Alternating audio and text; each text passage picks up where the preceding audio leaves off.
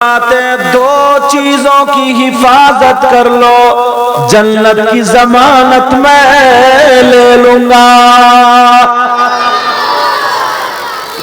کتنی چیزوں کی بولو پیارے؟ تم سوچ رہے ہوگے یار پتہ نہیں دھانوں کی حفاظت کروائیں گے، گیہوں کی حفاظت کروائیں گے، گنے کی حفاظت کروائیں گے، یا دودھ کی، کیوں یا دودھ کا کام زیادہ ہے، یا بھینس کی حفاظت کروائیں۔ مگر آقا کا فرمان تو سنو، آقا فرماتے ہیں دو چیزوں کی حفاظت کر لو، جنت کی ضمانت میں لیتا ہوں۔ نمبر 1 زبان کی حفاظت کر لو، نمبر 2 شرمگاہ کی حفاظت کر لو۔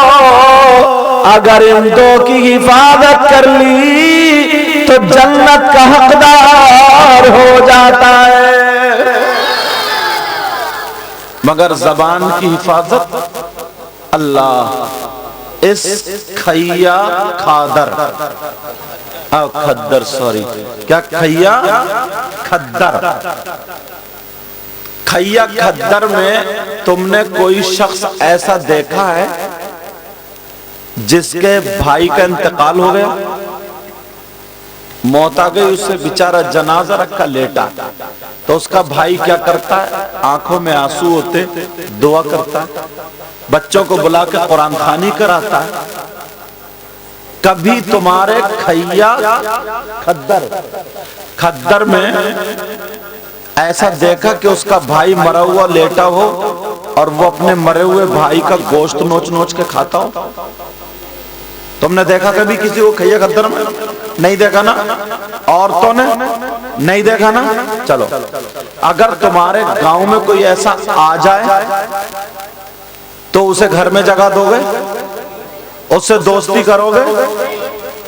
رشتہ داری کرو گے؟ پکا گلے میں ہاتھ ڈال کے گھومو گے؟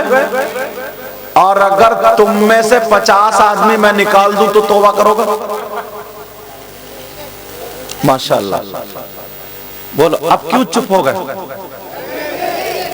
آپ سوچ رہے ہوگے یار ہماری اتنی عمر ہو گئی اور یہ تو سید حضرت پہلی مرتبہ آئے ہیں، انہیں کیسے پتا چل گیا؟ میں آج بتاتا ہوں کم سے کم تمہارے گاؤں میں 50 لوگ ایسے ہوں گے جو مرے ہوئے بھائی کا گوشت کھاتے ہیں، ایسے ہی گناہ ملتا ہے۔ اور عورتیں تو 50 سے 80 ہوں گی، 80 نہیں، میں 80 کی بات کر رہا ہوں، عورتیں 80 ہوں گی۔ سوچ رہے ہوں گے یار انہیں کیسے پتا چلا؟ مگر بات بالکل سچی کروں گا، یہ کیسی بات چل رہی ہے جناب؟ مرا ہوا بھائی، کون اپنے بھائی کا گوشت کھائے گا؟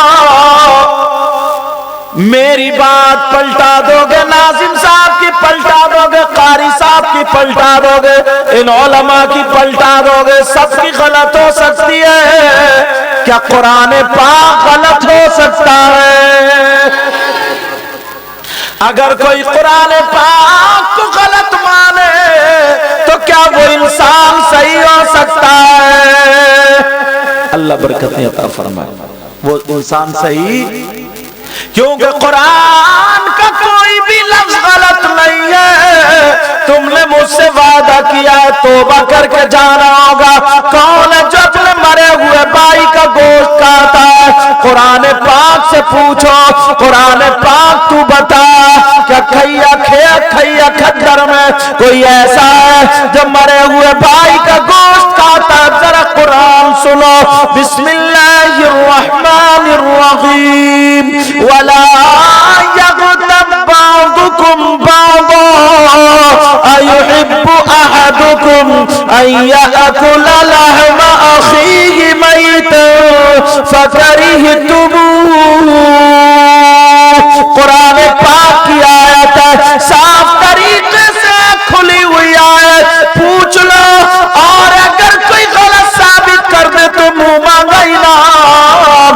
اپنے گھر جا کر کے اس کا ترجمہ دیکھ لینا، کوئی مولانا یا ملا نہیں بلکہ اللہ فرماتا ہے۔ اللہ کیا کہتا ہے سنو،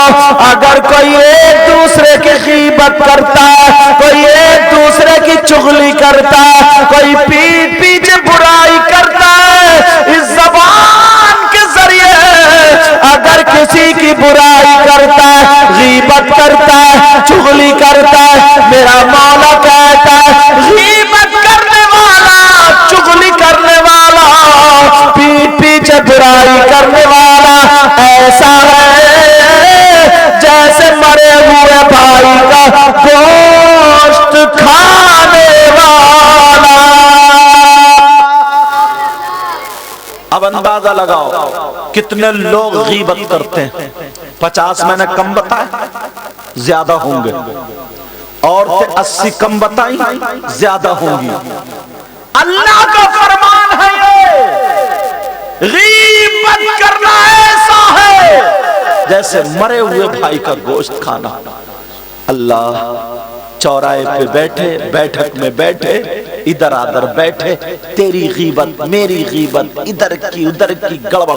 اور یہاں تو اللہ کا فضل ہے جناب، میں ہندوستان میں گھومتا ہوں، کمیٹی والوں ہندوستان میں گھومتا ہوں، اللہ کا فضل ہے کہیں کہیں جلسہ ہوتا ہے نا تو مسلمان ہی بعض اتنا بڑا کم بخت ہے، کبھی پولیس کو کبھی کسی کو فون کر دیتا ہے تاکہ ان کا جلسہ خراب ہو جائے۔ جلسہ کس کا ہے؟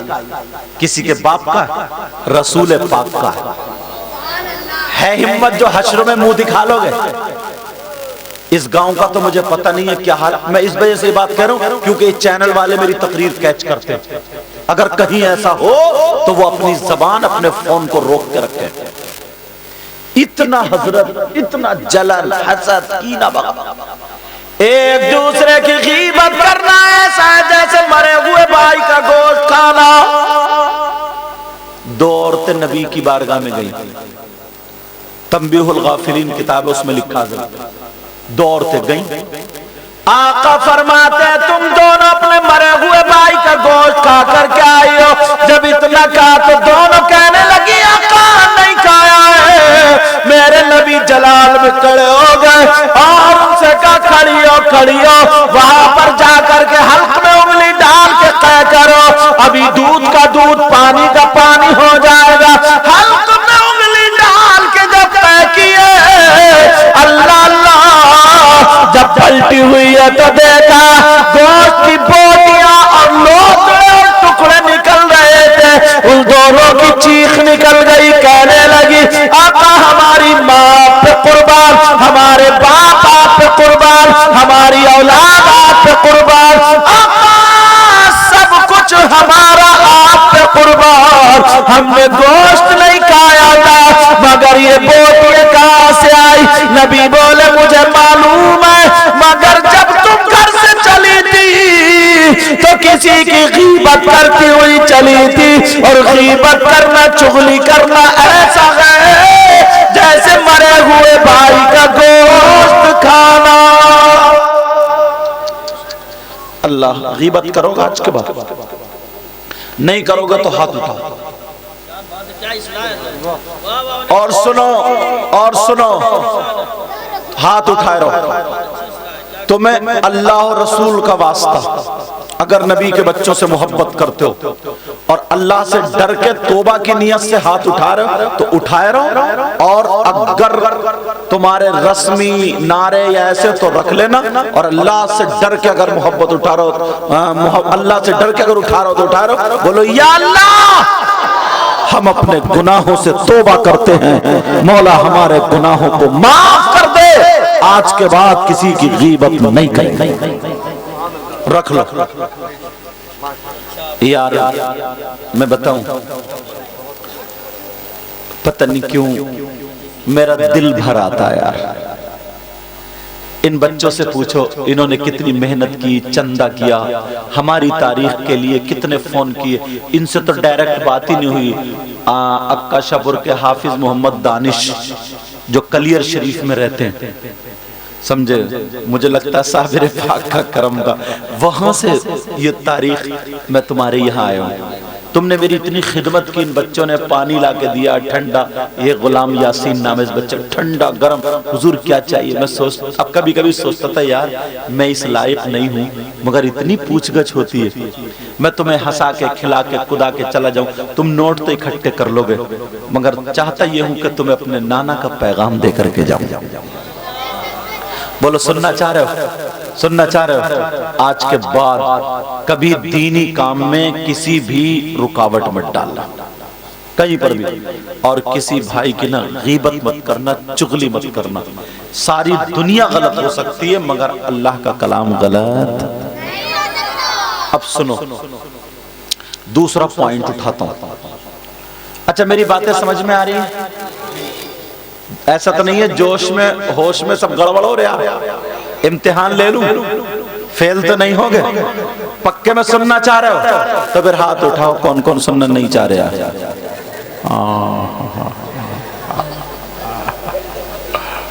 صحیح ہے، بالکل بھی تم فیل نہیں ہوئے۔